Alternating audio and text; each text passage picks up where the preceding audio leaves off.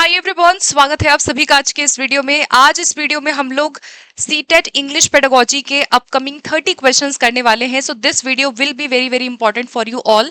सो ये हमारी class number 6 है। इससे पहले we have done 5 classes. So if anyone who is watching me for the very first time, so make sure to watch all the videos. अगर आप English का basics अभी से सीटेट के लिए स्ट्रॉन्ग करना चाहते हैं, then this video definitely will help you to build your concept. जो आपके इंग्लिश में कॉन्सेप्ट पूछे जाते हैं, जो पेडागोजी है, एज वेल एज आपको हिंदी में भी ये मदद करेगा, राइट? क्योंकि इंग्लिश हिंदी पेडागोजी जो है वो मोर और less every other topic is the same, बस लैंग्वेज का फर्क है, ठीक है? तो ये आपके कॉन्सेप्ट्स को बिल्ड करेगा। इस वीडियो से आप काफी कुछ यहाँ पे समझेंगे and I will try to explain whenever possible, जहां भी इंपॉर्टेंट डिटेल होगा।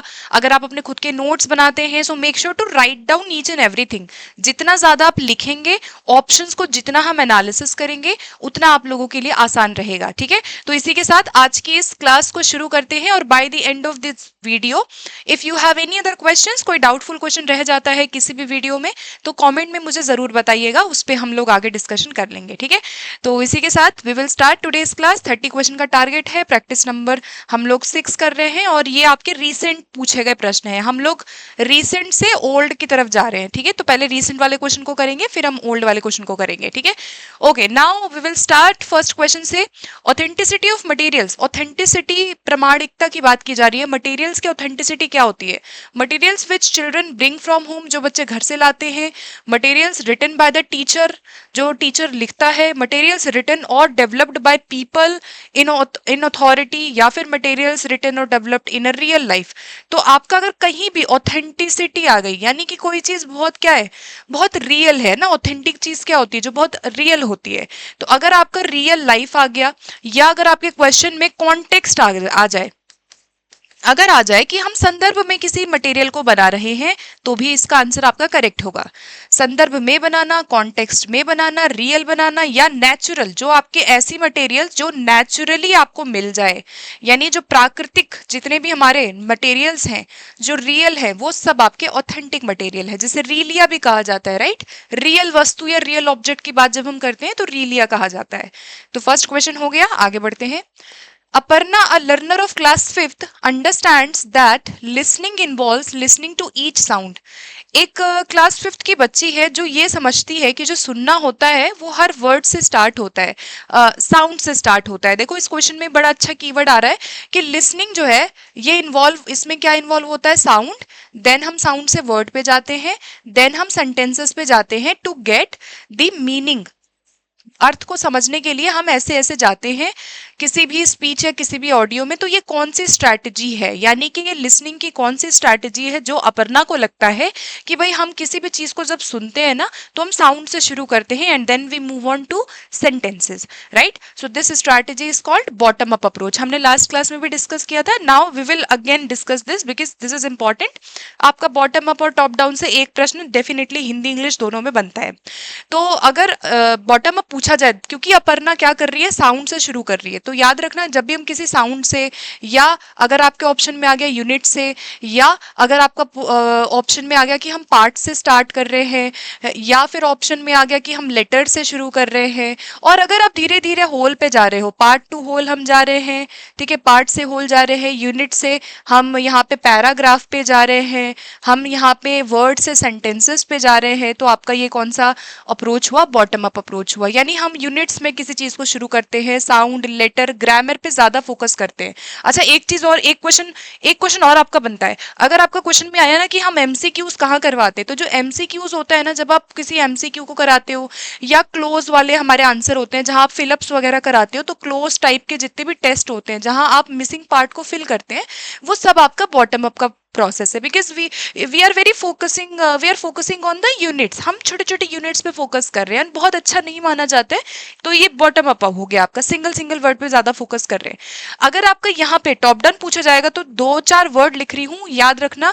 अगर आप मेन आइडिया से शुरू कर रहे हैं किसी भी चीज को, अगर आप मुख्य विचार से शुरू कर रहे हैं, या अगर आपका मीनिंग आ जाएगा क्वेश्चन में कि मीनिंग से शुरू कर रहे हैं, या क्वेश्चन में आ जाएगा कि सेंटेंस से शुरू कर रहे हैं, या क्वेश्चन आ जाएगा होल से शुरू कर रहे हैं, या क्वेश्चन आ जाएगा कि हम पैराग्राफ से शुरू कर रहे हैं, या क्वेश्चन आ जाएगी कि हम अपने प्रीवियस नॉलेज से शुरू कर रहे हैं, और वहां से हम कहाँ जा रहे हैं, साउंड पे जा रहे हैं, यूनिट पे बाद में जा रहे हैं, ठीक है, लेटर पे बाद में जा रहे हैं, ठीक है। तो आंसर यहाँ पे आपका क्या बना, टॉप डाउन बना। टॉप डाउन में ज्यादा आप एक्टिव हो, ठीक है। टॉप डाउन में आप क्या करते हो ना, ओवरऑल अपने मीनिंग से शुरू करते हो। आपको जो पुराना नॉलेज है, आप अपना पुराना ज्ञान यूज करोगे सुनने में या पढ़ने में, तो आपका टॉप डाउन है।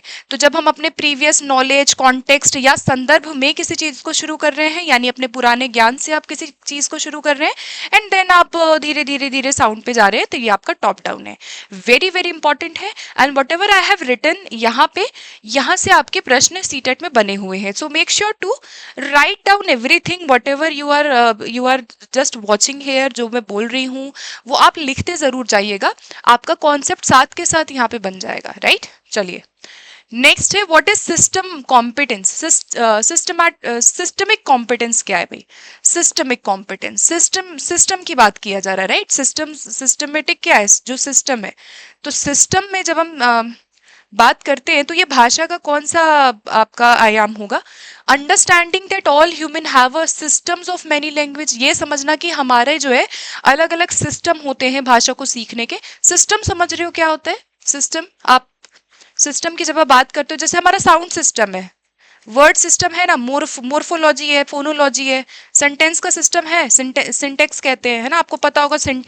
सेंटेंस का सिस्टम सिंटेक्स हो गया, वर्ड का सिस्टम क्या है, मोर्फोलॉजी हो गया, जहां हम वर्ड की स्टडी कर रहे हैं। साउंड का सिस्टम क्या है, फोनीम्स है ना, फोनेटिक जिसको कहा जाता है। तो यानी कि ये क्या कहा जा रहा है कि हम ये समझना कि भाषा जो है उसको हम एज अ सिस्टम यूज करते हैं, राइट। सिस्टम का मतलब समझ गए, सिस्टम का मतलब क्या है, साउंड का सिस्टम, वर्ड का सिस्टम होता है भाषा में। हम वर्ड की स्टडी कर रहे हैं, वर्ड की सबसे छोटी इकाई मोर्फीम है, हमने पढ़ा है। हम अर्थ की स्टडी भी करते हैं, जिसको क्या कहा जाता है, सिमेंटिक्स कहा जाता है। तो यहाँ पे सिस्टम क्या है, जहाँ पे आप मोर्फोलॉजी, फोनोलॉजी, सिमेंटिक्स, प्रैग्मेटिक्स, ठीक है। और क्या होता है, प्रैग्मेटिक्स में हम क्या करते हैं, भाषा के यूज की बात करते हैं, ठीक है। तो प्रैग्मेटिक्स हो गया, ये सब क्या है, ये सब आपके भाषा के सिस्टम्स हैं। भाषा के क्या है, ये सब हमारे सिस्टम्स हैं। तो सिस्टम का मतलब समझना था आपको यहाँ पे, जब हम ये समझते हैं कि भाषा जो है वो सिस्टम में वर्क करती है। नेक्स्ट क्वेश्चन है, ये पूरा पैराग्राफ को देखेंगे और ये क्या है। देखो यहाँ पे ऑप्शन में, आप वीडियो को पॉज करके इसको definitely you should read it. यहाँ पे रजिस्टर का मतलब बताऊंगी। रजिस्टर का मतलब क्या होता है कि भाषा में, रजिस्टर यहाँ वर्ड आया ना, रजिस्टर पहले पता रहना चाहिए। जब भी हम भाषा को फॉर्मल या इनफॉर्मल यूज करते हैं, बस सिचुएशन के according, whenever you are using a language formally और informally, that is called register. Register यानी कि जैसे हम अब हम कहीं जा रहे हैं तो जॉब सेटिंग में अलग तरीके से बात करेंगे और घर में अलग बात करेंगे। यानी रजिस्टर क्या है कि आपका फॉर्मल और इनफॉर्मल भाषा जो होती है ना, या तो आप फॉर्मल यूज करते हो कई बारी भाषा को, या तो हम इनफॉर्मल यूज करते हैं। तो दिस इज योर रजिस्टर। हर जगह पे आप जाओगे ना, रजिस्टर भाषा का अलग होता है ना। कहीं पे बहुत फॉर्मली बातचीत की जा रही है, कहीं बहुत इनफॉर्मल बात की जा रही है, तरीका क्या है, तो रजिस्टर है। यहाँ पे क्या कहा जा रहा है कि the Indian constitution recognizes every person as equal. This means that every individual in the country including male and female person from all caste, religions, tribes, educational and economic background are recognized as equal. सबको equal माना गया है। This is not to say that inequity ceases to exist, it doesn't, but at least the democratic India, यानी आप देख रहे हो constitution, democracy and बहुत ज्यादा हम समानता की बात कर रहे हैं। तो ये आपका कौन सा रजिस्टर हुआ, सीधा सीधा सोशल साइंस रजिस्टर हुआ। कौन सा रजिस्टर है ये, सोशल साइंस रजिस्टर है, बिकॉज हम समाज की बात कर रहे हैं, हम कास्ट, क्लास, रंग भेद, जाति की बात कर रहे हैं। तो यहाँ पर आपका कौन सा रजिस्टर है, सोशल साइंस रजिस्टर है, ठीक है, ये याद रखना है। नेक्स्ट है, teacher of class 6 does a warm up activity. एक टीचर जो है वो वार्म अप एक्टिविटी कराती है to connect their previous knowledge and experience with the text they would read। यानी बच्चों की प्रीवियस नॉलेज के लिए, उनके एक्सपीरियंस को कनेक्ट करने के लिए टीचर एक एक्टिविटी कराती है यहाँ पे। And ask learners to look at the illustration. Illustration समझ गए, उदाहरणों को देखने के लिए कह रही है। टीचर क्या कर रही है, कोई एक एक्टिविटी करा रही है before starting the chapter, chapter को शुरू करने से पहले कर रही है, और बच्चों को इलिस्ट्रेशन दिखाने के लिए कहती है। अब वो उदाहरणों को देख करके यहाँ पर जो भी स्टोरी है, बिफोर शी बिगिन, यानी शुरू करने से पहले वो क्या करती है, टेक्स्ट के बारे में बता रही है। तो ये लर्नर से क्या करवाना चाहती है, यानी कि टीचिंग स्टार्ट नहीं हुआ है, she wants to check the previous knowledge of the students and what she is doing, illustration बहुत ज्यादा एग्जाम्पल्स उस स्टोरी से रिलेटेड बच्चों को पहले दिखा रही है, यानी कि वो क्या कर रही है, वो प्रिडिक्शन करवाना चाहती है, अंडरस्टैंड कराना चाहती है इलिस्ट्रेशन को। बहुत अच्छा नहीं है। देखो यहाँ प्रिडिक्शन क्यों होगा, because students are using their previous knowledge and they just predict, वो प्रिडिक्ट कर रहे हैं ना, अनुमान लगा रहे हैं, एक तरह से वो प्रिडिक्शन लगा रहे हैं कि स्टोरी में क्या है ना, किस किस बारे में है, क्या स्टोरी है। तो रीडिंग के बारे में, टेक्स्ट के बारे में इलिस्ट्रेशन का यूज करके वो बच्चों को प्रिडिक्ट कराना चाहती है, ठीक है।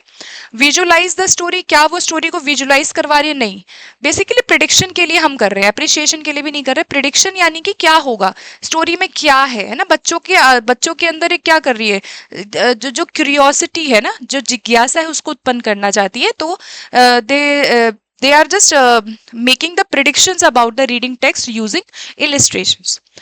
A continuous record of instances, बच्चों के जो इंस्टेंसेस होते हैं, इंस्टेंसेस मतलब समझ रहे हो, उदाहरण, बच्चों के बारे में उदाहरण, या फिर इंस्टेंसेस क्या होता है, प्रमाण कह सकते हैं इसको हम, है ना। प्रमाण यानी कि आपके पास क्या है, कुछ आपके पास प्रमाण है किसी चीज का। इंस्टेंस क्या होता है, प्रमाण यानी एग्जाम्पल। बच्चों के बारे में कुछ ना कुछ एग्जाम्पल्स को टीचर क्या कर रही है, यहाँ पे रिकॉर्ड को रख रही है, और कंटिन्यूस है, लगातार कर रही है। तो अगर आप लगातार बच्चों के बारे में डेटा कलेक्ट करने के लिए उनके अच्छे अच्छे काम को रखते हैं, तो उसको क्या कहा जाता है, पोर्टफोलियो कहा जाता है। पोर्टफोलियो में ये याद रखना कि इसमें एक लाइन आता है, कलेक्शन ऑफ स्टूडेंट्स वर्क।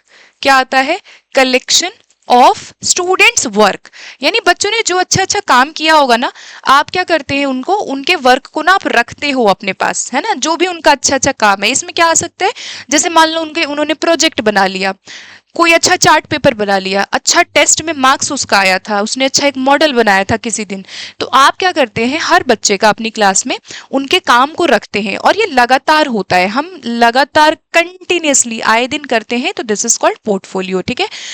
तो ये यहाँ पे वो क्या कर रही है, पोर्टफोलियो करवा रही है। अच्छा, प्रोफिशिएंसी जो ये वर्ड आया, ये किससे रिलेटेड है, LSRW। प्रोफिशिएंसी का मतलब है कि जब आप चारों ही कौशलों का असेसमेंट कर रहे हैं, तो ये आपका प्रोफिशिएंसी हुआ। डायग्नोस्टिक क्या होता है, जब आप निदान करने के लिए, यानी कारणों को, जो रीजंस है उसका पता लगाने के लिए जब हम कोई टेस्ट कर रहे हैं, बच्चों को कमियों को जानने के लिए, तो डायग्नोस करना हुआ। Which of the following are as receptive skills. अच्छा, इसमें काफी सारे, आप बहुत सारे इसमें आते हैं कौशलों से रिलेटेड। रिसेप्टिव स्किल्स कौन से होते हैं, जहां पे आप क्या कर रहे हैं, किसी जानकारी को केवल ग्रहण कर रहे हैं, राइट। जब हम किसी जानकारी को केवल रिसीव करते हैं, अब रिसीव दो तरीके से कर सकते हैं, या तो हम यहाँ पे सुन करके करेंगे, या तो हम यहाँ पे पढ़ करके करेंगे। किसी व्यक्ति को आप सुन रहे हैं, यानी आप उसकी जानकारी को ले रहे हैं, और अगर आप किसी को पढ़ रहे हैं तो उसका नॉलेज आप ले रहे हैं, यानी ग्रहण कर रहे हैं। अच्छा, यहाँ पे बहुत सारे, इसको और भी नाम से जाना जाता है, इसको आप और क्या कह सकते हैं, इनएक्टिव स्किल्स भी कभी कभी कह देते हैं, बहुत ज्यादा तो नहीं बोलते हैं, लेकिन कभी कभी इनएक्टिव आता है। इनपुट स्किल्स भी इनको कहा जाता है, एज वेल एज इनको क्या कहा जाता है, रिसेप्टिव स्किल्स कहा जाता है, राइट। अच्छा, यहाँ पर एक और ऑप्शन आया, यहाँ पे स्पीकिंग और राइटिंग। अगर ये पूछेगा तो क्या बताओगे, इनको हम एक्टिव स्किल कहते हैं। क्या कहते हैं, active, because we are highly active, हम बहुत एक्टिव होते हैं ना। अब आप बोलते हो, जब आप लिखते हो, तो आप बहुत क्रिएटिव होते हो, तो इसको एक्टिव स्किल भी कहा जाता है। अच्छा, इसको रीइंफोर्समेंट भी कहा जाता है, इंपॉर्टेंट है। क्या आप बोलेंगे, हम इसको रीइंफोर्समेंट स्किल्स बोलेंगे। ये हमारी रीइंफोर्समेंट स्किल्स होती हैं, और ये हमारी प्रोडक्टिव भी होती हैं। तो इनको हम उत्पादक कौशल कहते हैं, because you are highly creative, आप बहुत क्रिएटिव होते हैं, यहाँ पे क्रिएटिव स्किल्स है, आप बहुत प्रोडक्टिव होते हैं, तो इसीलिए इनको हम प्रोडक्टिव कौशल कहते हैं, ठीक है। तो ये हो गई बेसिक बात। चलिए आगे बढ़ते हैं अगले प्रश्न में। Many Indians who go abroad, बहुत सारे इंडियंस हैं जो जॉब के लिए अब्रॉड जाते हैं, लर्न द लैंग्वेज, भाषा सीखते हैं, टू ऑफ द प्लेस। तो व्हाट इज दिस मोटिवेशन। देखो, आपको पता होगा ना, बहुत सारे लोग बाहर जॉब करने से पहले कोर्सेज ज्वाइन करते हैं इंग्लिश स्पीकिंग का, ताकि उनकी भाषा अच्छी हो सके। तो ऐसे इस तरह का जो मोटिवेशन होता है, वो आपका कैसा मोटिवेशन है, इंस्ट्रूमेंटल है। इंस्ट्रूमेंटल मतलब जब आप बिजनेस, जॉब या अपने किसी साधनात्मक चीज के लिए आप जब मोटिवेटेड होते हैं कि भाई मुझे जॉब मिल जाएगी इसलिए मैं भाषा सीखूंगा। तो जब आप अपने, मान लो प्रमोशन है, जॉब है, उसके लिए जब हम इस तरह मोटिवेटेड रहते हैं, तो वो आपका इंस्ट्रूमेंटल मोटिवेशन कहलाता है। अच्छा, विच of the following language is not a classical language. देखो, क्लासिकल भाषाओं में सारी क्लासिकल लैंग्वेजेस पता रहनी चाहिए। और इसमें कौन सा नहीं है, आपका क्वेश्चन क्लासिकल भाषाओं से बन सकता है, तो यहाँ हिंदी जो है ये आपका क्लासिकल लैंग्वेज नहीं है। अब इसके साथ कुछ बेसिक पॉइंट्स डिस्कस करूंगी। हिंदी से क्वेश्चन अगर आपका बनेगा तो कैसे बनेगा, आप याद रखना इसमें कि हिंदी जो है हमारे देश की क्या है, ऑफिशियल भाषा है। हिंदी जो है ऑफिशियल लैंग्वेज है, जो किसमें आर्टिकल 343(1) में हिंदी को ऑफिशियल भाषा का दर्जा दिया गया, यानी हिंदी हमारी राजभाषा है। और यहाँ पर ऑफिशियल भाषा में जो देवनागरी है वो इस हिंदी स्क्रिप्ट है, राइट। और ऑफिशियल लैंग्वेज एक्ट 1963 में बात की गई है, इंग्लिश की भी बात की गई है, उसको भी बात करेंगे। तो यहाँ हिंदी जो है ये क्लासिकल भाषा नहीं है, हिंदी हमारे देश की ऑफिशियल लैंग्वेज है। आर्टिकल 343 के भाग 1 में इसकी बात की गई है। अच्छा, यहाँ पे ये याद रख सकते हो, क्लासिकल भाषाओं में याद रखना पहली क्लासिकल भाषा जो है सबसे पहले तमिल आई, तमिल 2004 में। अभी रिसेंटली ना कुछ क्लासिकल भाषाओं को यहाँ जोड़ा गया है हमारे संविधान में। जैसे यहाँ पर आप देखेंगे 4 जो भाषाएं हैं, 4-5, जैसे 2024 में कौन कौन सी भाषाओं को ऐड किया गया है। यहाँ पर देखो कौन कौन सी भाषा है, एसमीज है और बंगाली। बंगाली के बाद एसमीज, बंगाली हो गया। मैं इसको थोड़ा जूम कर देती हूँ, 1 मिनट, आई थिंक ये जूम हो नहीं रहा है। हाँ, देखेंगे जरा कौन कौन सी क्लासिकल भाषाएं हैं। तमिल है, संस्कृत है, कन्नड़, तेलुगु, मलयालम, फिर उड़िया, फिर असमीज। 4 भाषाएं जो 2024 में ऐड की गई है वो कौन कौन सी है, ये याद रखना है, ठीक है। असमीज है, बंगाली, मराठी, पाली और प्राकृत। तो ये जो 4-5 भाषाएं हैं, 5 भाषाओं को ऐड किया गया है 2024 में। पहली कौन सी थी, तमिल थी। And you should know the list क्या क्या है। अच्छा, क्लासिकल भाषा से रिलेटेड कुछ कुछ याद और आ रहा है मुझे। क्लासिकल भाषाओं का जिक्र जो है वो हमारे एनईपी 2020 में भी किया गया है। क्या किया गया है, एनईपी 2020 में क्लासिकल भाषाओं को पढ़ाने पर जोर दिया गया है। और एनईपी 2020 कहता है कि हम एज एन ऑप्शन या फिर एडिशनल या अतिरिक्त तरीके से क्या करेंगे, क्लासिकल भाषाओं को सिखाएंगे। कब सिखाएंगे, सेकेंडरी, जो हमारा सेकेंडरी स्टेज है 9th से 12th वाला, सेकेंडरी स्टेज पे क्या करेंगे हम, जो भी बच्चे हैं वो क्लासिकल भाषाओं को चुन पाएंगे और एडिशनल या ऑप्शनल तरीके से हम इन भाषाओं को सिखाएंगे, ठीक है। तो ये याद रखना है। ओके, नाउ क्वेश्चन आ भी गया, अभी बताया मैंने। विच of the following is not true, कौन सा इसमें से एनईपी के रिगार्डिंग, फॉरेन लैंग्वेज के रिगार्डिंग ट्रू नहीं है। आपको पता है कि भाषा जो है इसके बारे में एनईपी ने बहुत सारी बातें की हैं। और एनईपी जो है भाषा के बारे में जब बात करता है तो क्लासिकल की बात की, संस्कृत की बात की, फॉरेन भाषाओं की भी बात की है कि बच्चे जो है वो फॉरेन भाषा सीखेंगे। कौन सा इसमें से नहीं होगा, पहला है कि French is one of the language recommended to be additional. क्या एडिशनल रूप में फ्रेंच को सिखाया गया है, तो याद रखना फॉरेन जितनी भी भाषाएं हैं इनको एज ऑप्शन, याद रखना ये बहुत इंपॉर्टेंट है कि एज ऑप्शन या एज एडिशनल हम क्या करेंगे, क्लासिकल और फॉरेन दोनों ही भाषाओं को सिखाएंगे। एज एडिशनल, एज ऑप्शनल, यानी विकल्प के रूप में सिखाएंगे या अतिरिक्त रूप में सिखाएंगे, ठीक है। अतिरिक्त या विकल्प के रूप में याद रखिएगा कि इन भाषाओं को सिखाने पे एनईपी ने जोर दिया है। अब यहाँ फ्रेंच की बात बिल्कुल की है इन्होंने, फॉरेन लैंग्वेज को एडिशनल ऑप्शन के रूप में बोला है ड्यूरिंग सेकेंडरी स्टेज। फिर है study of foreign language included as one of the, देखो त्रिभाषा सूत्र में फॉरेन भाषा की बात नहीं की गई है। सारे ठीक है, यहाँ पे सारे ऑप्शन जो अदर ऑप्शन देख रहे हो सेकेंडरी स्टेज पे सिखाएंगे हम एडिशनल को। फॉरेन जितनी भी भाषाएं हैं इसको कहाँ सिखाएंगे हम, याद रखिएगा सेकेंडरी लेवल पे सिखाएंगे, ठीक है। 9th से 12th वाला जो है फॉरेन लैंग्वेज जो है वो इंक्लूड नहीं करेंगे हम, ठीक है। तो यहाँ गलत क्या था हमारा कि त्रिभाषा सूत्र जो है ना, 3 लैंग्वेज फॉर्मूला में फॉरेन भाषाओं का जिक्र नहीं किया गया है, ठीक। तो ये गलत हो गया। बाकी ठीक है, एडिशनल है। जैसे आप ये देख सकते हो कुछ कुछ एनईपी से रिलेटेड कुछ टर्म्स हैं जो हम यहाँ फटाफट से डिस्कस करेंगे। देखो यहाँ पे कोर फिलॉसफी क्या था, मल्टीलिंग्विलिज्म था। याद रखना मल्टीलिंग्विलिज्म एंड पावर ऑफ लैंग्वेज की बात की गई है। क्या की गई है, power of language.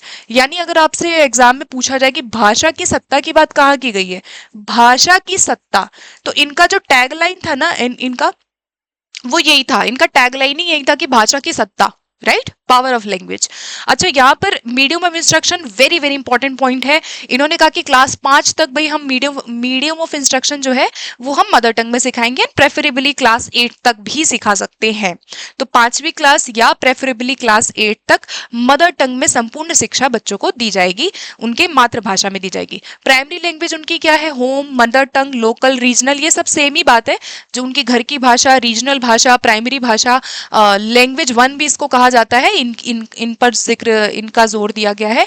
3 language formula की बात एनईपी में की गई है कि 3 लैंग्वेज फॉर्मूला जो है it should be very flexible, flexibility होनी चाहिए। मिनिमम 2 इंडियन लैंग्वेज तो आप सिखाएंगे ही सिखाएंगे। 3 लैंग्वेज, जैसे त्रिभाषा सूत्र की जब हम बात करते हैं तो पहली भाषा क्या होगी? मदर टंग होगी, जो ये कहते हैं।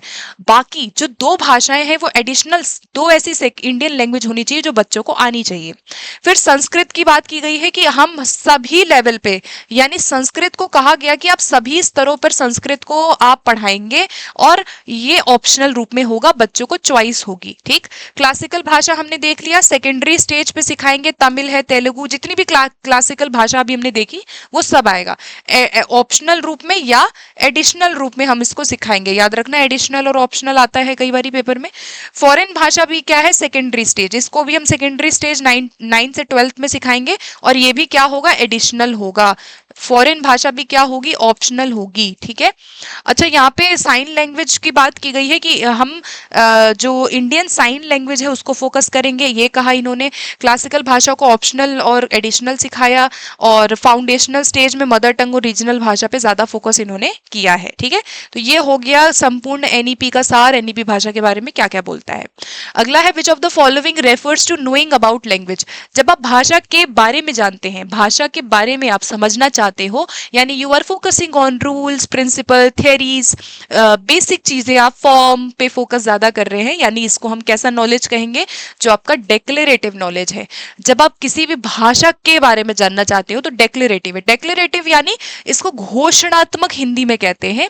Whenever you are focusing on any rule, जब आप भाषा के फॉर्म के बारे में, कि भाषा में शब्द, साउंड, वर्ड, सेंटेंस, फॉर्म के बारे में जब आप बात कर रहे हो, या आप भाषा के थियोरी के बारे में बात कर रहे हो, या हम किसी रूल को जब हम केवल जान रहे हैं, उसको केवल रूल को, फॉर्म को जानना अगर आएगा, या किसी कॉन्सेप्ट को केवल आप समझ रहे हैं ना, आप केवल नॉलेज लेने के लिए भाषा को सीख रहे हैं। जैसे फॉर एग्जांपल मैं यहाँ पे आपको अगर टेंसेस का ये सब बताऊं, टेंसेस के मैं रूल बताऊं, आपको थ्योरी बताऊं, तो ये आपका डेक्लेरेटिव है। प्रोसीजरल नॉलेज एक आता है। ग्रामर में 2 तरह की नॉलेज इंपॉर्टेंट है। प्रोसीजरल यानी प्रक्रियात्मक है, जहां पे you are applying that knowledge, whatever you have learned, now you are applying in your real life situations.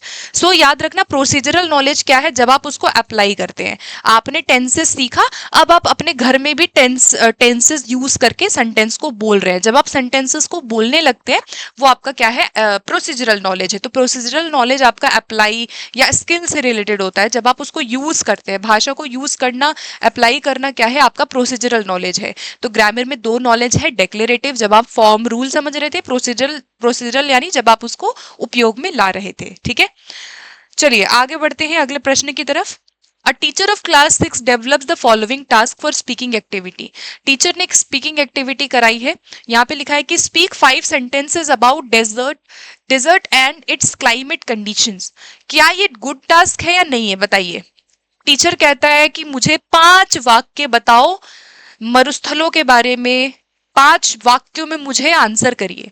तो अगर टीचर कहता है कि मुझे 5 वाक्यों में आंसर करो, तो यानी कैसा क्वेश्चन है ये?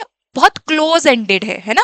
बहुत ज्यादा बच्चे एक्टिव नहीं है, अपनी एक्सपीरियंस नहीं बताएंगे, आपको केवल वो 5 लाइन दे देंगे, आपको 5 लाइन बताएंगे। यानी they are not very creative, they are not giving you multiple solutions, they are just giving you the 5 sentences. तो जब भी इस तरह का क्वेश्चन आता है, यानी ये बहुत अच्छा टास्क इसको नहीं माना जाएगा। तो गुड टास्क तो ये बिल्कुल भी नहीं है। ठीक है, अब 2 ऑप्शन तो वैसे ही हट गए। अच्छा, यहाँ कह रहा है कि इट लैक्स कॉन्टेक्स्ट, संदर्भ की कमी है ना। संदर्भ की कमी है कि नहीं बताओ। टीचर जो है बच्चों के रियल सिचुएशन से जोड़ ही नहीं रहा है भाई, रियल सिचुएशन से, संदर्भ से नहीं जोड़ रहा है ना। केवल कह रहा है 5 वाक्य लिख दो, कुछ एक्टिविटी नहीं करा रहा है ना। कोई इनपुट ही नहीं है स्पीकिंग का, कोई इनपुट नहीं दे रहा। इनपुट यानी उनको कुछ ऐसा हेल्प नहीं दे रहा है, राइट? समझ गए होंगे आप। इनपुट नहीं दे रहा है, तो ये बहुत अच्छी एक्टिविटी नहीं होगी, बिकॉज ये क्लोज एंडेड क्वेश्चन है, कन्वर्जेंट थिंकिंग को ये डेवलप कर रहा है। अगला है which of the following statements is true of dialect. Dialect मतलब बोली। किसी भी क्षेत्र विशेष में जब हम कोई सामाजिक सिचुएशन है तो हर हर हर सिचुएशन में आप देखेंगे बोलियां अलग अलग होती हैं।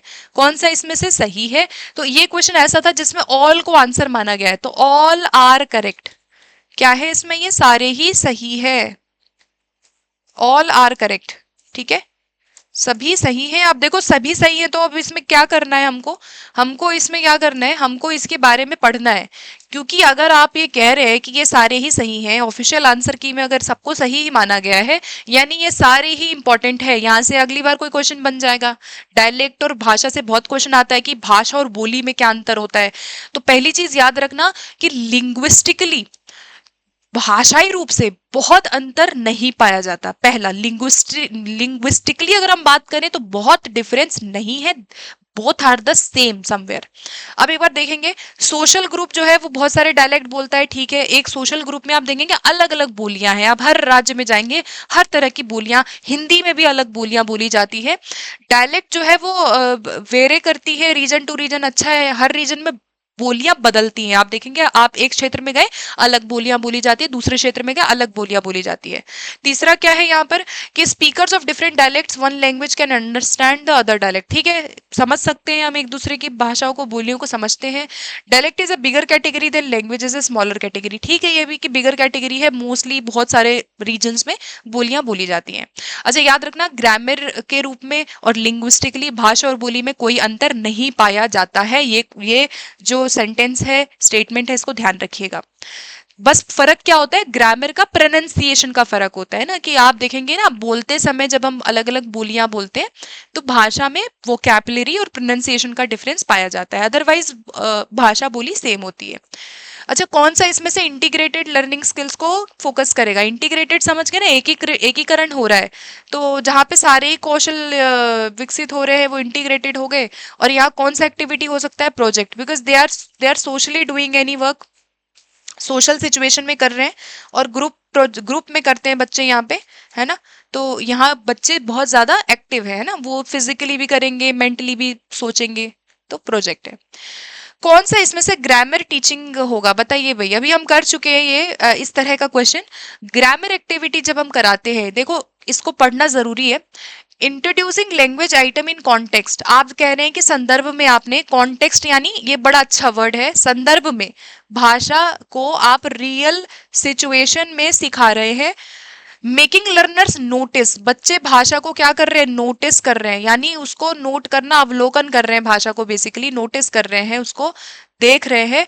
And enabling them to use, वो यूज भी कर रहे हैं, उपयोग भी कर रहे हैं, अवलोकन भी कर रहे हैं। तो इस तरह के वर्ड्स अगर आपके आएंगे तो always you will go with consciousness raising, यानी चेतना उनकी जो है वो विकसित हो रही है भाई, बाद में डिस्कवर करेंगे। तो याद रखना, ये सीटेट का बड़ा फेवरेट बन गया है क्वेश्चन, कॉन्शियसनेस रेजिंग से क्वेश्चन आता है। कॉन्शियसनेस रेजिंग क्या है यहाँ पे? जब आप भाषा को समझते हैं, भाषा को नोटिस करना, भाषा कैसे यूज हो रही है, भाषा कोई एक्टिविटी जब टीचर कराता है, जब बच्चे भाषा को नोटिस करेंगे, वो आपका कॉन्शियसनेस रेजिंग है। यानी रेज मतलब बढ़ रहा है और कॉन्शियसनेस मतलब जहां आप अवेयर हो। तो जब आपकी अवेयरनेस बढ़ रही है भाषा को लेकर के, वही एक्टिविटी कॉन्शियसनेस रेजिंग एक्टिविटी कहलाएगी। जैसे कॉग्निटिवली बच्चे एक्टिव है, मेटा कॉग्निशन ज्यादा कर रहे हैं।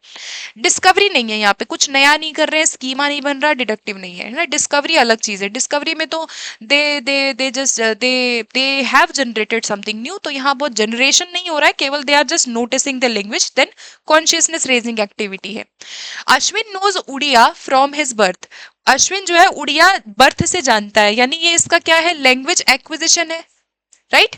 अर्जन है क्योंकि वो अपने घर से उड़िया जानता है, उसकी मदर टंग उड़िया है। And he studies English and Hindi, दोनों भाषा सीखता है, यानी इंग्लिश हिंदी अगर वो स्टडी कर रहा है तो दोनों ही क्या है? आपके लैंग्वेज लर्निंग है। हिंदी भी क्या है यहाँ पे? भाषा का अधिगम है, राइट, जो वो स्कूल में पढ़ रहा है और जो फॉर्मली पढ़ रहा है। तो यहाँ पर गलत क्या बताना है? नॉट ट्रू बताना है। देखो इंग्लिश लर्निंग जो है वो लैंग्वेज लर्निंग है, ठीक है। हिंदी लैंग्वेज लर्निंग है, ठीक है। उड़िया जो है वो एक्विजिशन है, ठीक है। तो यहाँ इंग्लिश उसका एक्विजिशन नहीं है। एक्विजिशन, अच्छा इस पे कीवर्ड लिख देती हूँ दो चार, क्या पता आ जाए, है ना। कुछ कुछ वर्ड याद रखना, कभी कभी गलत हो जाता है। तो अगर एक्विजिशन पूछेगा तो अर्जन जो होता है वो कैसा होता है, इनफॉर्मल होता है। मैं कुछ वर्ड बस लिख रही हूँ, ठीक है, मैं ज्यादा एक्सप्लेन नहीं करूंगी, केवल वर्ड लिखूंगी, आप समझ जाओगे। क्योंकि आई थिंक मुझे लगता है हर सभी पढ़े ही होंगे इसके बारे में, कौन नहीं पढ़ता है, but still sometimes it's important to discuss, right. तो इनफॉर्मल होती है यहाँ पे एक्विजिशन, याद रखना। वेट, एक्विजिशन क्या है, पहला वर्ड इनफॉर्मल। अगर हम इनफॉर्मल सीख रहे हैं या अनकॉन्शियस हैं, या फिर हम यहाँ पे इम्प्लिसिट है, क्या वर्ड है यहाँ पे, इम्प्लिसिट, यानी जाने अनजाने में सीख रहे हो। जाने अनजाने में आपको पता भी नहीं चला और हमने अपनी भाषा सीख ली ना। हमने अपनी घर की भाषा कैसे सीखी, हिंदी कैसे आई हमें, जाने अनजाने में आ गई। हमारी मदर टंग हमने कैसे सीखी, कोई रूल नहीं सिखाया गया आपको, आपने जाने अनजाने में सीख लिया। यू आर वेरी अनकॉन्शियस, पता भी नहीं था, सब कॉन्शियस। तो अर्जन जो होता है वो आपका सब कॉन्शियस होता है, अर्ध चेतन है या अचेतन इसको कहते हैं, ठीक है। अनकॉन्शियस सब कॉन्शियस है। और क्या होता है यहाँ पर, आप क्या करते हो, यहाँ पर आप इनफॉर्मली भाषा को यूज ज्यादा करते हो, अपनी फैमिली में हम सीखते हैं। और यहाँ पर हम ये लैंग्वेज वन जो है हमारी मदर टंग यहाँ पे होती है। अगर लर्निंग की बात करें तो लर्निंग के बारे में भी दो चार वर्ड है जो मैं लिखना चाहूंगी, इंपॉर्टेंट है। लर्निंग कैसी होती है, जब आप स्कूल में पढ़ रहे हैं, है ना, आप बहुत क्या है, अवेयर हैं, जहां पे आप अवेयर हैं। और एक वर्ड आता है डेलिब्रेट। आप अगर किसी चीज को डेलिब्रेट सीख रहे हैं यानी जानबूझ के किया जाने वाला। अब आपको इंग्लिश पढ़ना है, एग्जाम देना इसलिए पढ़ रहे हो, तो डेलिब्रेट हो, है ना। या कॉन्शियस, बहुत कॉन्शियस होते हैं हम यहाँ पे। और क्या था यहाँ पे, अवेयर है, फॉर्मल है, कॉन्शियस है। एक्सप्लिसिट याद रखना, एक्सप्लिसिट होता है। यहाँ पे केवल आप ग्रामर रूल ज्यादा पढ़ रहे हो, राइट। यहाँ पे आपका लैंग्वेज टू आ जाता है, जैसे इंग्लिश। तो लर्निंग क्या है, जब आप बहुत अनकॉन्शियस है ना, आप अवेयर हो। डेलिब्रेट यानी एग्जाम के लिए पढ़ना है, टेस्ट के लिए पढ़ना है, जॉब के लिए पढ़ना है, आपको पता है, यू नो, है ना, जाने जाने में नहीं कर रहे, एक्टिव है हम यहाँ बहुत। तो ये कैसा है आपका, फॉर्मल है, डेलिब्रेट है, कॉन्शियस है, एक्सप्लिसिट है, बाहरी तौर पे सीख रहे हैं ना, रूल नियमों को सीख रहे हैं। अगला है इंस्ट्रूमेंटल मोटिवेशन, अभी हम कर चुके हैं यहाँ पे। इंस्ट्रूमेंटल मोटिवेशन कौन सा मोटिवेशन होता है, जब आप किसी जॉब के लिए, कोई आपका वैसा पर्पज है जहाँ पे आपको जॉब वगैरह चाहिए, है ना, या एम्प्लॉयमेंट के बारे में हम बात कर रहे हैं। तो आंसर क्या बना यहाँ पे, a person learns a language for utilitarian reason. जब आप अपनी यूटिलिटी या एम्प्लॉयमेंट के लिए कर रहे हो, है ना, अपनी जीविका के लिए, अपने सर्वाइवल के लिए जिस तरीके की चीज हम सीख रहे हैं। अगर मुझे भाषा इसलिए सीखनी है क्योंकि मैं जॉब पे जाना चाहती हूँ, मुझे अपनी कंपनी को अच्छा करना है, मुझे बिजनेस को बढ़ाना है, that's why I am learning a language. यानी कि मेरा इंस्ट्रूमेंटल मोटिवेशन है, बहुत इंटरनल नहीं है वहां पर, ठीक। अगला क्वेश्चन है, कृपा एंड करण आर ट्विंस, दोनों ट्विंस हैं and they speak a particular dialect. वो एक डायलेक्ट बोलते हैं, यानी वो एक बोली बोलते हैं, है ना। डायलेक्ट क्या है, आपका क्षेत्र विशेष में बोली गई बोली। मणिपुरी बोलते हैं वो। हावेवर दे डिफर, वो अलग है इन देयर स्पीच, वो अपने स्पीच में अलग है। यानी दो बच्चे हैं, सेम बोली बोलते हैं दोनों। मान लो दो बच्चे हैं, दोनों ही सेम क्या बोलते हैं, मणिपुरी बोलते हैं, ये भी बोलता है ये भी बोलती है। दो बच्चे हैं, दोनों ट्विंस हैं, लेकिन दोनों का स्पीच में अलग है, जो उनकी स्पीच है वो अलग है। यानी इनका तरीका, दोनों का जो वे है, बोलने का तरीका है, सेम बोली में अलग है, तरीका अलग है। तो ये आपका क्या होता है, इडियोलेक्ट। इडियोलेक्ट क्या होता है, जब आपका वे है, हाउ यू आर यूजिंग, आपका यूज करने का तरीका कैसा है, आपका वे कैसा है। तो दो लोगों का वे एक जैसा नहीं हो सकता, है ना। हम हिंदी बोलते हैं, मेरा हिंदी बोलने का तरीका थोड़ा अलग हो सकता है, कुछ प्रोनाउंसिएशन में या कुछ तरीका, मेरा स्टाइल अलग होगा, आपका स्टाइल अलग होगा, यानी हमारा वे अलग है, यानी हमारा आइडियलेक्ट है वो। आइडियलेक्ट यानी तरीका। डायलेक्ट क्या था, हमारा बोली। जब हम बोलियां बोलते हैं, जैसे हरियाणवी बोली है, राजस्थानी है, मणिपुरी है, बहुत सारी बोलियां है ना, आप देखेंगे यूपी रीजन में तो अलग अलग बोलियां बोली जाती हैं, तो वो सब आपकी डायलेक्ट है। What is the status given to English language in Indian constitution, इसके साथ चार पांच चीजें डिस्कस करेंगे। अभी बताया था थोड़ी देर पहले हिंदी के बारे में, इंग्लिश का स्टेटस क्या है अकॉर्डिंग टू इंडियन कॉन्स्टिट्यूशन। क्या इंग्लिश आपकी स्टेटरी बॉडी है, ऑफिशियल लैंग्वेज है, तो ऑफिशियल लैंग्वेज आपका क्या था, हिंदी था, राइट। और आर्टिकल क्या था, आर्टिकल 343(1) में हिंदी को ऑफिशियल भाषा का दर्जा दिया गया है, ठीक है। और यहाँ पे इंग्लिश याद रखना एसोसिएट है, इंग्लिश एसोसिएट ऑफिशियल लैंग्वेज है। अब इसमें याद रखना 1963 में क्या आया, ऑफिशियल लैंग्वेज एक्ट आया, official language act, official language act आया 1963 में, जहां पर इंग्लिश को क्या बोला, आर्टिकल 343 वन में याद रखना, 2 में याद रखना, हिंदी को 1 में बोला गया है, इंग्लिश को 2 में बोला गया। आर्टिकल 343 2 में इंग्लिश क्या होगी, हमारे देश की सह राजभाषा, क्या है इसको हिंदी में क्या बोलेंगे, सह राजभाषा, यानी सरकारी कामकाज में हम इंग्लिश को यूज करेंगे। तो एसोसिएट ऑफिशियल लैंग्वेज का दर्जा इंग्लिश को दिया गया है आर्टिकल 343 2 में। अब इसके अंदर एक चीज और याद रखना, अगर इंग्लिश पूछा जाए according to NCF, NCF English के बारे में क्या कहता है, तो एनसीएफ दो चीजें कहता है। अगर एनसीएफ को हम इंडिया के पर्सपेक्टिव में बात करें तो इंग्लिश क्या है, हमारी सेकंड भाषा है, ठीक है। और अगर ग्लोबल पर्सपेक्टिव में बात करें तो इंडिया जो है, अगर हम मल्टीलिंगुअल पर्सपेक्टिव में बात करें तो इंग्लिश ग्लोबल है, ठीक है। तो अगर मल्टीलिंगुअल, अगर आपका क्वेश्चन आ गया कि मल्टीलिंगुअल बहुभाषिक क्षेत्र में इंग्लिश क्या है, तो English is a global language. तो एनसीएफ जो है दोनों चीजों के बारे में बात करता है। एनसीएफ 2005 ने इंडिया के पर्सपेक्टिव में अगर आपसे पूछा जाएगा ना, पढ़ाने के पर्सपेक्टिव में या इंडिया के पर्सपेक्टिव में क्या है, तो सेकंड भाषा है, क्योंकि स्कूल में एज अ सेकंड लैंग्वेज पढ़ाई जाती है। मल्टीलिंगुअल कंट्री, मल्टीलिंगुअल कल्चर में बात की जाए तो इंग्लिश क्या है, ग्लोबल भाषा है, क्योंकि संपूर्ण आप देखेंगे हर जगह इंग्लिश को यूज किया जाता है डिफरेंट डिफरेंट टास्क के लिए। A test which aims to identify, अगर हम स्टूडेंट के स्पेसिफिक एरिया ऑफ वीकनेस को आइडेंटिफाई करना चाहते हैं, उनकी स्ट्रेंथ को आइडेंटिफाई करना चाहते हैं, तो हम यहाँ पे कौन सा टेस्ट करेंगे, डायग्नोस्टिक टेस्ट हम यहाँ पे करेंगे, ठीक है। ऑब्जेक्टिव टेस्ट क्या होता है, जैसे एमसीक्यू वाले टेस्ट जो होते हैं, जितने भी आपके ट्रू फॉल्स वाले टेस्ट होते हैं या जो मैचिंग वाले टेस्ट होते हैं, वो आपके कैसे टेस्ट होते हैं, आपके ऑब्जेक्टिव टेस्ट होते हैं ना, जहाँ पे आपको यस नो में ज्यादातर आंसर आप यस नो में करते हो, और ऑब्जेक्टिव है ये, ठीक है। फॉर्मेटिव क्या होता है, फॉर्मेटिव टेस्ट आपको पता ही होगा, असेसमेंट फॉर लर्निंग की बात हम जब कर रहे हैं। Aditi knows the rule of past perfect tense, Aditi को पास्ट परफेक्ट टेंस का रूल आता है, बट शी कांट यूज, वो यूज नहीं कर पा रही है कॉन्टेक्स्ट में। तो ये कौन सी नॉलेज है जहां पे वो, उसको रूल तो पता है but she can't use that knowledge, तो this is called declarative knowledge, हमने कर लिया। नोइंग अबाउट लैंग्वेज, क्या था यहाँ पे कीवर्ड हमारा, कि जब हम भाषा के बारे में, ये लिख देती हूँ, नॉलेज अबाउट लैंग्वेज या नोइंग अबाउट लैंग्वेज, जब आप केवल भाषा के बारे में केवल और केवल ज्ञान लेते हैं, वह आपका डिक्लेरेटिव है। और यूजिंग अगर आ गया, यूज करना, अप्लाई करना, तो आपका प्रोसीजरल नॉलेज हो जाएगा, ठीक है। नेक्स्ट क्वेश्चन है, which of the following not true, भाषा के बारे में कौन सा सही नहीं है। पहला है कि some languages can only convey science and engineering, ये तो गलत हो गया, पहला ही ऑप्शन मुझे गलत लग रहा है, कि कुछ भाषा जो होती है वो केवल इंजीनियरिंग और साइंस को कन्वे करती है, which is totally wrong. Language जो है आइडेंटिटी को एक्सप्रेस करता है, ठीक है। लैंग्वेज हिस्ट्री से आया है, ठीक है। लैंग्वेज जो है ह्यूमन नॉलेज की बात कर रहा है, ठीक है। लैंग्वेज आर्बिट्रेरी है, लैंग्वेज में डिस्प्लेसमेंट होता है, लैंग्वेज क्रिएटिव होती है, लैंग्वेज हमारी कम्युनिकेशन के लिए होती है, बहुत सारी चीजें। What are the stages involve in designing and doing a project, जब आप प्रोजेक्ट वर्क कराना चाहते हैं क्लासरूम में, तो क्या स्टेजेस है जो हम प्रोजेक्ट में करते हैं। तो याद रखना, प्रोजेक्ट वर्क ग्रुप में किया जाता है, और सबसे एंड में क्या बनाते हैं प्रोजेक्ट में, हम रिपोर्ट बनाते हैं। आपका प्रोजेक्ट हो गया, आप एक रिपोर्ट प्रेजेंट करते हो कि क्या स्ट्रेंथ रही, क्या वीकनेस रही, किसने क्या किया, किसने क्या नहीं किया, रिपोर्ट बनाते हो उस पूरी घटना का।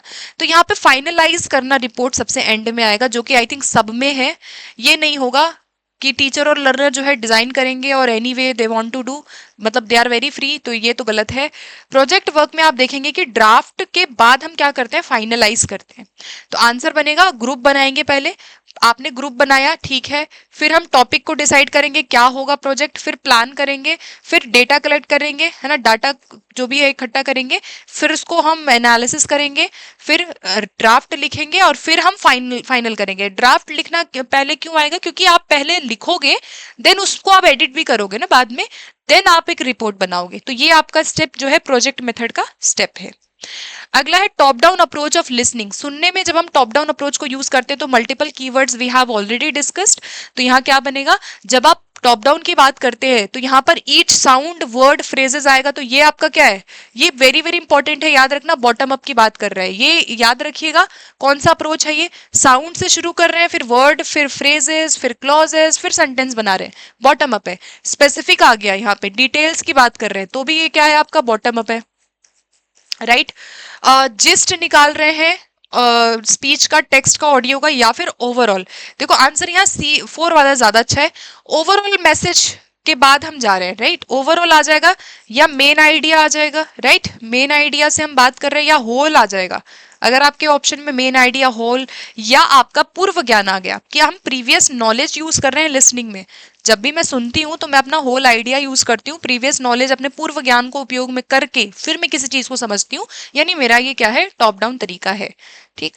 चलिए अगला क्वेश्चन है, कौन सा ये हॉकर जो है, यहाँ पे देखो ये एक्टिविटी दिया हुआ है कि क्लास 7 की टीचर है, she wants to give a writing task of description of person. एक पर्सन के डिस्क्रिप्शन के बारे में वो एक राइटिंग टास्क करा रही है।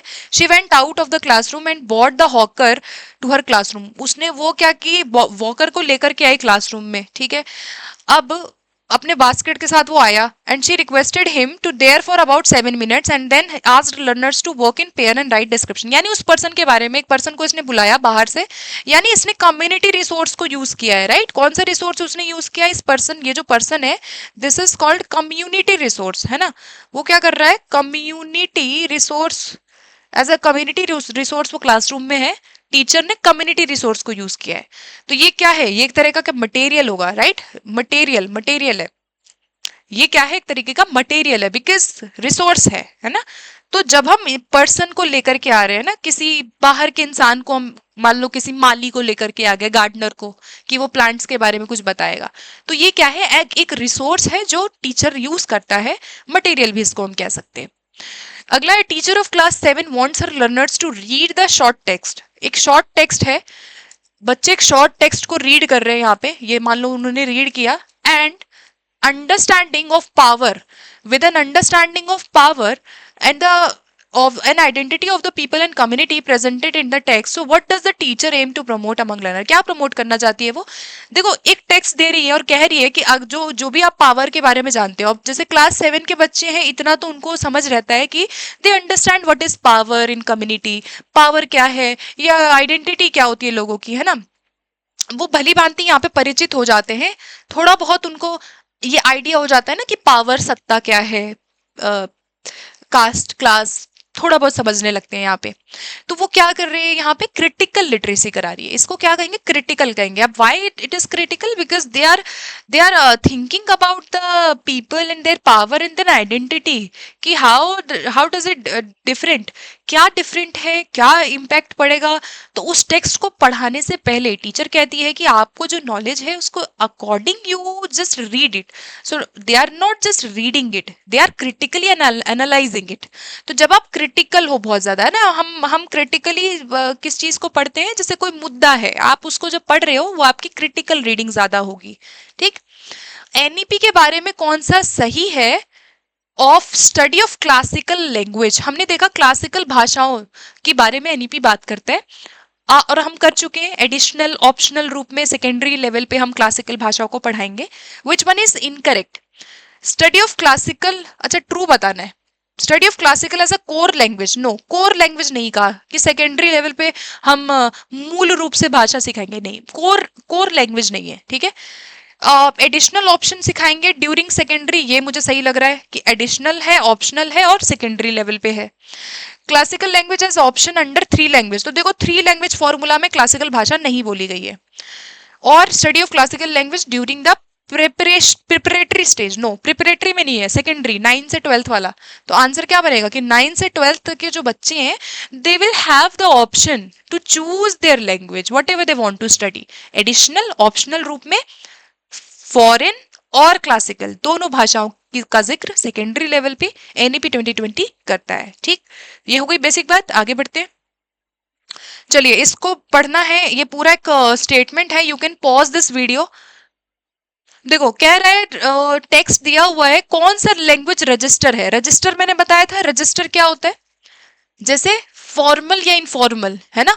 यानी रजिस्टर क्या है कि किसी भी सोसाइटी में जब हम बात करते हैं वहां पे कि भाषा की शैली क्या है ना, अलग अलग जो हमारी भाषा की शैलियां हैं, तो रजिस्टर क्या है आपका, शैली, भाषा की शैली क्या है, यूज क्या है ना, फॉर्मल है या इनफॉर्मल है, वही क्या है आपका रजिस्टर है।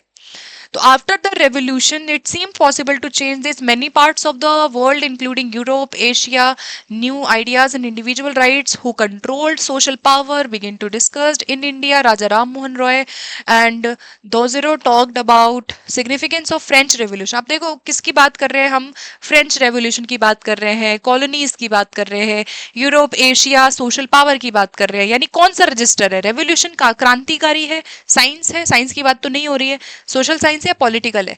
तो यहाँ पे आंसर क्या बना हमारा, ये भी हमारा सोशल साइंस रजिस्टर है, बिकॉज हम यहाँ पे सोशल साइंस के पर्सपेक्टिव में चीजों के बारे में बात कर रहे हैं। यानी जो शैली है, जो यूज किया जा रहा है भाषा, जो भाषा यहाँ यूज हुई है, वो कैसा रजिस्टर है, सोशल साइंस रजिस्टर है। Subhash, a teacher of class 8, regrets language assessment generally does not give importance to receptive skills. अब यहाँ पूछा गया रिसेप्टिव स्किल्स कौन सी होती है, वी हैव ऑलरेडी डन। तो जब आप किसी को सुन करके या पढ़ करके जब हम किसी भी बात को, जानकारी को ग्रहण करते हैं, वो आपके रिसेप्टिव है, and productive we have done speaking and writing. Learner understands and applies that language works as a system. अगर बच्चे ये कहते हैं कि लैंग्वेज जो है वो एज अ सिस्टम वर्क करती है, बिकॉज ये हम कर चुके हैं। सिस्टम क्या होता है, जहां भाषा के अलग अलग आपके सिस्टम है, sound system, word system, sentence system है, अलग अलग सिस्टम है। यानी इसको क्या कहा जाएगा, सिस्टम में सिस्टमिक कॉम्पिटेंस कहा जाएगा। कॉम्पिटेंस समझ गए, यानी हमारी सामर्थ्य कितनी है, आप कितने सामर्थ्य है किसी चीज को सीखने के लिए।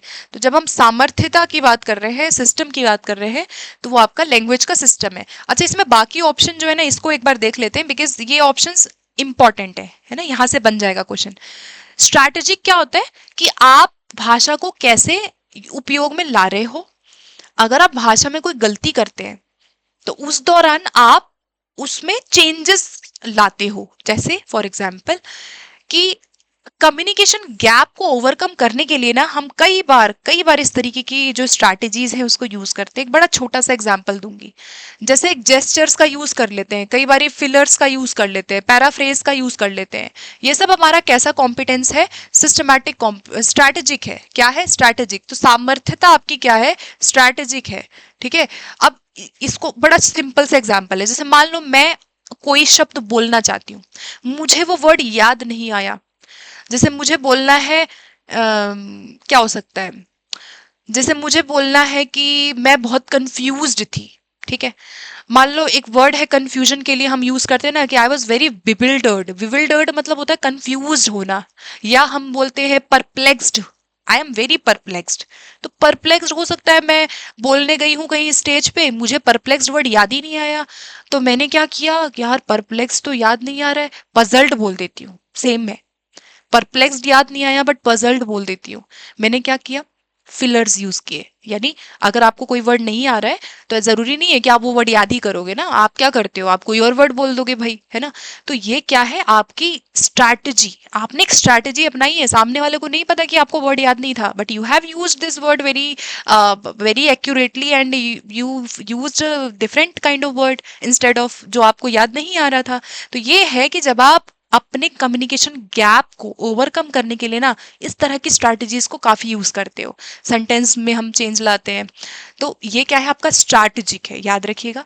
कम्युनिकेटिव कॉम्पिटेंस जो आपका CLT से आया है ना, कम्युनिकेटिव कॉम्पिटेंस यानी कि आप कैसे ग्रामर को और भाषा को यूज कर रहे हो, कॉन्टेक्स्ट में जब हम भाषा को यूज करते हैं वो आपका क्या है, कम्युनिकेटिव कॉम्पिटेंस है। ठीक है, संदर्भ में भाषा को यूज करना। सिस्टमैटिक कॉम्पिटेंस क्या है, ग्रामर, वोकैबुलरी, सेंटेंस के फॉर्मेशन की बात कर रहे हैं। अब इसमें क्या आएगा, रूल्स आ गया है ना, वर्ड में फोनीम आ गया, इसमें क्या क्या आता है, फोनीम आ गया, मोर्फीम आ गया, भाषा की बात हम कर रहे हैं, मोर्फीम है, सिंटेक्स है ना, ये पढ़ा होगा सभी ने, हम रोज ये वाले क्वेश्चन कर रहे हैं। सिमेंटिक्स है ना, साउंड, अर्थ की स्टडी, साउंड की स्टडी, वर्ड की स्टडी, क्या है ये सब? ये सब सिस्टम ही तो है। तो भाषा क्या है? अच्छा, भाषा को सिस्टम ऑफ सिस्टम भी कहा जाता है, राइट? ये भी याद आ रहा है मुझे। भाषा को सिस्टम ऑफ सिस्टम्स कहा जाता है, याद रखना। लैंग्वेज क्या है? Language is systems of system, यानी संरचना की संरचना। तो भाषा क्या है? सिस्टम ऑफ सिस्टम्स, ठीक? यानी बहुत सारे सिस्टम है, भाषा भाषा कहते हैं इसको, ठीक है। सोशियो लिंग्विस्टिक क्या है? यानी जब हम सोसाइटी में, समाज में भाषा को यूज कर रहे हैं। Ability to use language in context, जब आप रियल सिचुएशन में भाषा को यूज कर रहे हैं, रियल कॉन्टेक्स्ट में यूज कर रहे हैं, फॉर्मल इनफॉर्मल, ये आपका सोशियो लिंग्विस्टिक्स है, ठीक है। तो ये चारों कॉम्पिटेंस हमारे जरूरी थे। और इसी के साथ आज का ये क्लास खत्म होता है, आज का ये सेट खत्म होता है। Another previous questions we have done. Thank you so much for joining this class. In case of any other questions, if you have कोई डाउट रहता है, कुछ भी समझ नहीं आया हो, anything, if you have not understood, do let me know in comment box. And मिलते हैं अगली क्लास के साथ। Make sure to share this video with your friends as well. इसी तरह से अपकमिंग हम सेशन कर रहे हैं, आगे और वीडियोस आती रहेंगी। Thank you so much for joining. मिलते हैं अगली क्लास के साथ।